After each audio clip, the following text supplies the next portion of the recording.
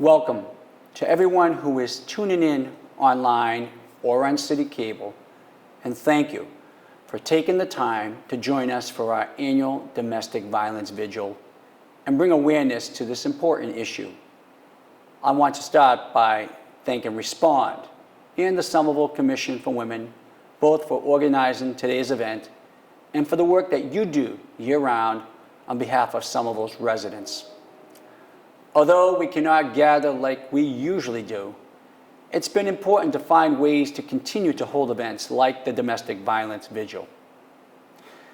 Each October, we hold this event to mark Domestic Violence Awareness Month and to remember the Massachusetts residents who were killed by domestic violence over the past year.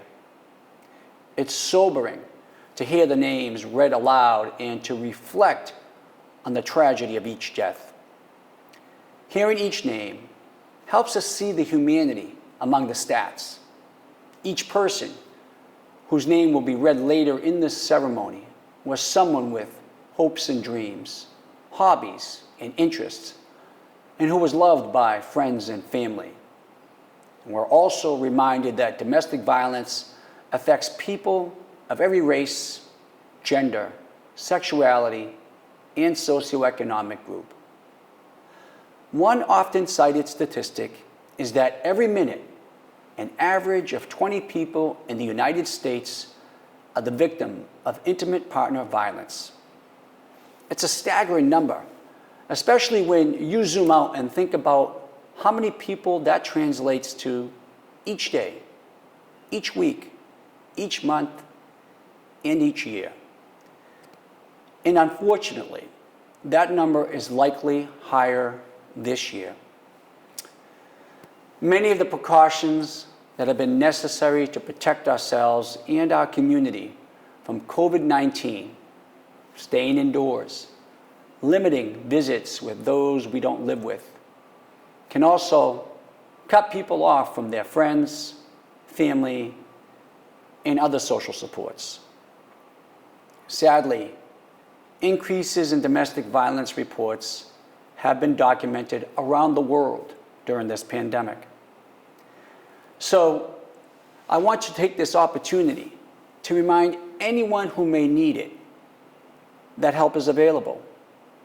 The Somerville Police Department's Victim Advocate and organizations like Respond are ready and willing to provide support and connect you with resources. As I've said in the past, I hope and pray that the day will come when we will no longer need to hold the Domestic Violence Vigil. But until that day comes, we will continue to work to support victims and survivors of domestic violence and raise awareness around this critical issue. And now, it's my pleasure to introduce Somerville Police Chief David Fallon. Good evening. My name is David Fallon, and I'm the Chief of Police here in Somerville. I want to thank the Commission for Women, Respond, and all our partners for hosting this event and for working tirelessly to assist victims of domestic violence while working toward our shared goal of ending domestic violence. I want to assure every member of our community that the Somerville Police Department has dedicated resources designed to help any resident who is a victim of domestic violence. There is always someone at the Somerville Police Department who can assist you in a time of crisis. The Somerville Police 617-625-1212 line is monitored and answered 24 hours a day. Our victim witness advocate, Maureen DePaulo, will work with you every step of the way to ensure our actions are driven by you on your timetable. Any information you share with us will be kept in the strictest confidence.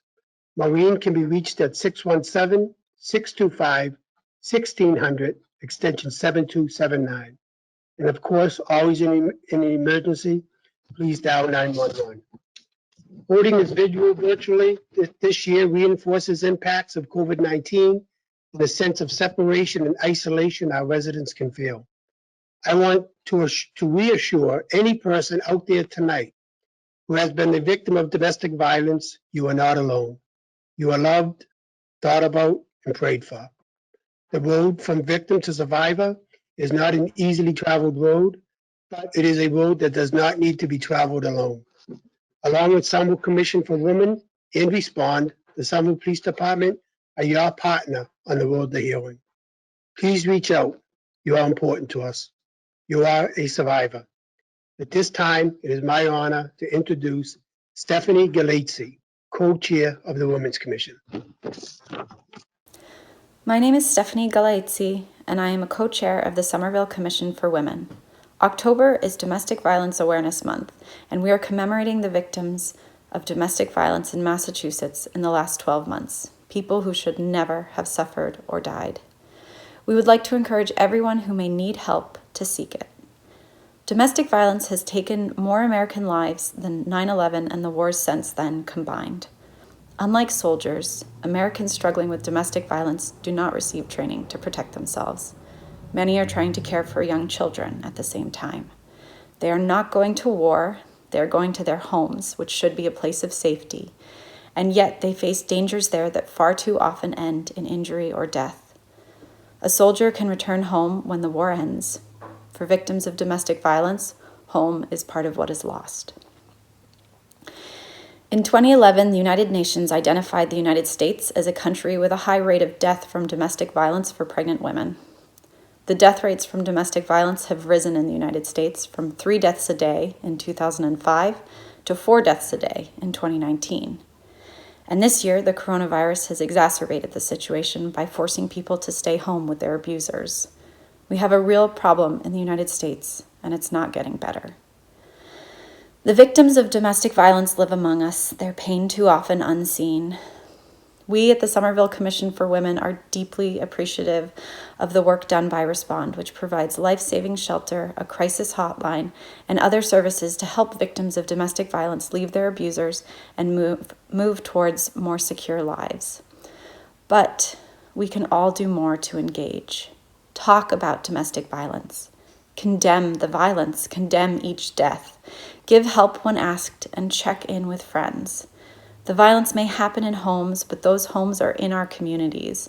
Let's use National Domestic Violence Awareness Month to collectively send the message to the anonymous abusers in our communities that their behavior is unacceptable and their victims will be recognized and supported. Now, please let me introduce Victoria Helberg, Director of Programs and Services, who will provide contact information for those who may need to reach out to Respond.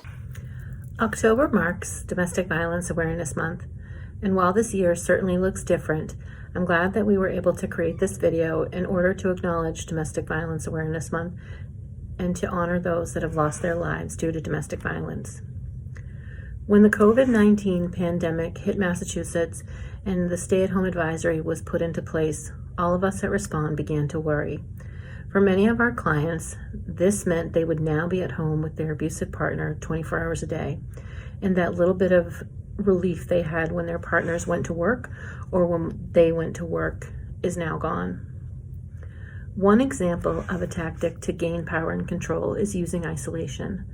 This quarantine further isolates survivors from any supports they maybe had in place. Increased isolation is so significant. One of the red flags of abuse is someone who is isolating their partner from any other forms of support. And now we have an entire city, state, and nation experiencing extreme isolation because of this virus. Some people that call our support line may be looking to flee their relationship, but with COVID-19 and the already backed up shelter system, for some, the COVID restrictions mean there is no safe place to go. Safety planning with clients has changed from finding shelter or a safe location to stay to how can you be as safe as possible in the situation that you are in. For example, if you're having an argument, be away from the kitchen, be away from the bathroom, be away from stairs. If there are kids, work on a plan on how they can call for help. If there's a friend you can call, come up with a code word. While it may seem contradictory, we have not seen an increase in calls to our support line, but we have seen an increase in the severity of violence. We've seen cases of strangulation and incidents involving firearms, both which significantly increase the chance of homicide. Domestic violence is a public health crisis, and it is all of our problem. Abusers often tell lies and try to convince the survivor no one cares, no one will believe them. Today we ask, please keep your neighbors, coworkers, friends, and family in mind. If you're used to hearing from someone and you haven't, check on them. Use the pandemic as an excuse to check on them, to reach out or to reconnect. A small act of kindness can mean the world of difference. I'd like to introduce Jennifer Walter, who is the Community Intervention and Education Coordinator for Respond and also runs our programs out of the Suffolk County House of Correction. I'd like to share a testimonial from a survivor. She starts by describing her feelings after the relationship. I was broken, damaged, and filled with self-hate. I thought there was no way I was ever going to be able to overcome all the pain I had inside. With the help of counseling and support group, I began pulling back the layers of trauma and started identifying feelings, actions, behaviors that were all connected to my history with domestic violence. After a year of soul-searching and hard work, I am no longer a victim that says okay to being yelled at, hit, forced into a sexual act, and told I am worthless. Instead, I am a survivor and a fighter. I am a dignified, strong woman who deserves to be respected and loved. I still have a long road ahead of healing and hard work, but today I can say I love myself, something I couldn't say for many years.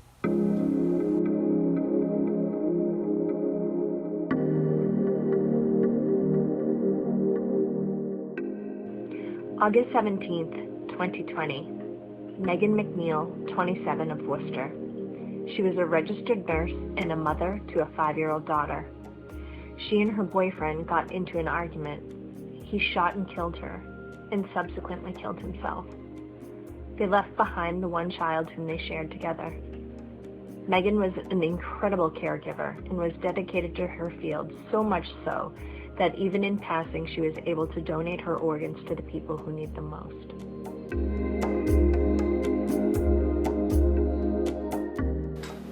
October 21st, 2019. Jamie Ammons Madry, 27, of Framingham, was stabbed to death by her boyfriend in her apartment. Her brother says that she could be described as being fearless and outspoken because she was never afraid to say what was really on her mind. She loved her family dearly and was known for throwing awesome sleepovers every other weekend for her younger nieces and cousins.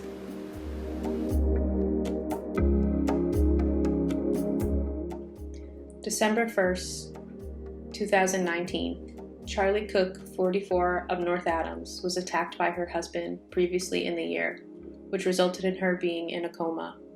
She unfortunately passed away months after due to her severe injuries. Charlie loved spending time with family and friends, as well as her dogs and birds.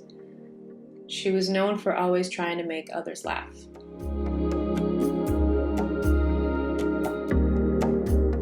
On December 12, 2019, Carla Rodriguez, age 20, of Framingham, was shot by her boyfriend 3 months after an argument. Carla was pregnant at the time. Her boyfriend eventually turned himself in to face the criminal justice system.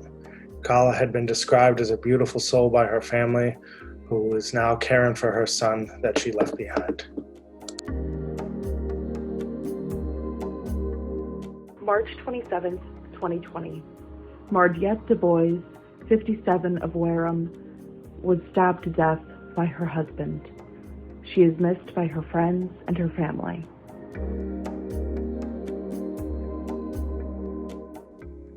May 14th, 2020, Kathleen McLean, 45, of Dover, was strangled in her home that she was sharing with her spouse after an argument they had. Kathleen was a Reiki master and spent many of her days helping and healing people.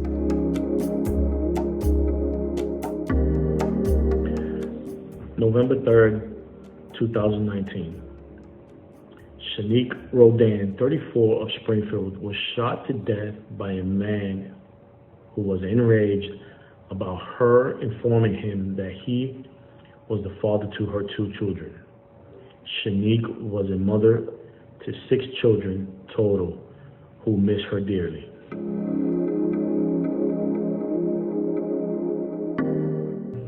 On October 18, 2019, Jason Swedberg, 40 of Worcester, was stabbed and killed by his girlfriend. Police reports indicate that his girlfriend had a past history of domestic violence charges. Jason was an avid fan of music and loved to cook. Jason had a heart of gold and could always be counted on to help anyone who needed a hand.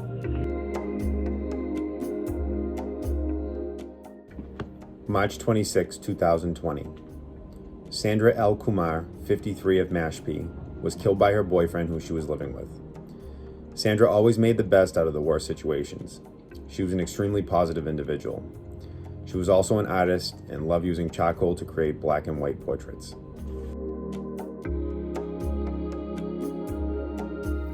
August 8th, 2020. Migdalia Perez, 47 of Gardner, had an argument with her partner, who later shot her outside of her home. Migdalia was survived by her 4 children. Migdalia was known for loving to dance and to host parties. On October 20th, 2019, Mary Fairbairn, 57 of Groton, was stabbed to death by her husband who admitted to the crime. Her neighbors praise her for being one of the kindest, most caring people that they've ever known.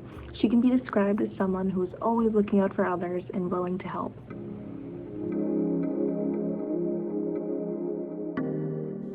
June 27th, 2020, Amber Pereira, 30 of Somerset, was shot and killed by her estranged husband. He took his own life soon after. Amber worked for the state and the Department of Corrections. Her father says that she loved the people she worked with there and that his daughter had an infectious smile.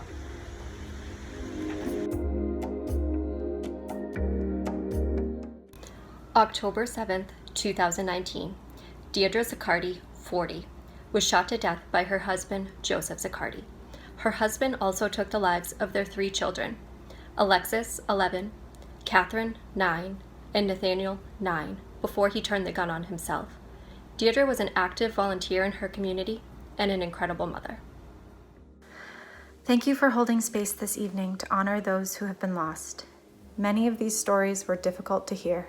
If you would like to speak with a member of the Trauma Response Network, information will be posted at the end of the program.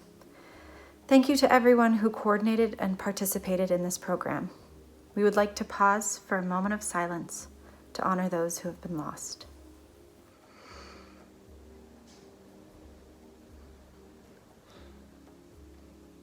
Thank you.